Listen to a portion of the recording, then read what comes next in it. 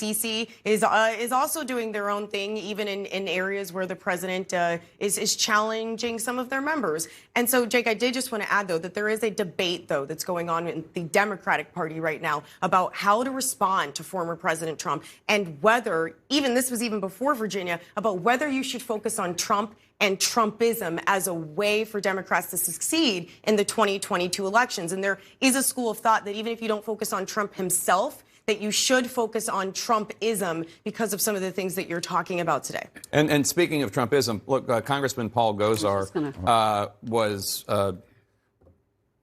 out there before Donald Trump came on the scene. But he then put out that tweet in which he showed a photoshopped anime character of himself killing a photoshopped anime character of Congresswoman Alexandria Ocasio-Cortez. He did take down the tweet last night. Gosar tried to clarify, saying it was, quote, truly a symbolic portrayal of a fight over immigration policy. Where's Kevin McCarthy? Right. Where is he on this? I mean, this is outrageous. Even his own sister, Gosar's own sister, called him a sociopath yesterday.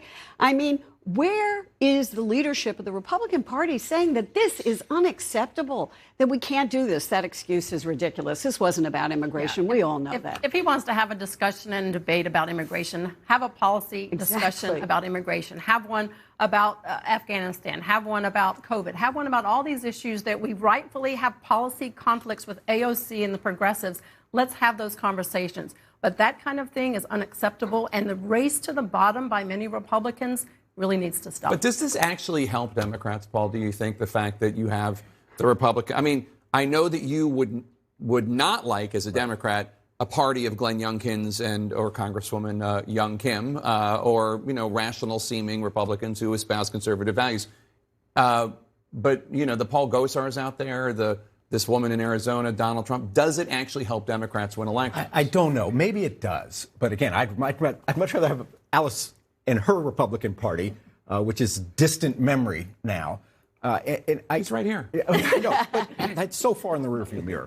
I'm sorry, but it is. I mean, the days when I thought it would be terrible if Barack Obama was replaced with Mitt Romney. Are you kidding? Right. These folks, some of them, especially Donald Trump, are a threat to the Republic, a threat to the nation, which means the Democrats really better get their act together. Thanks.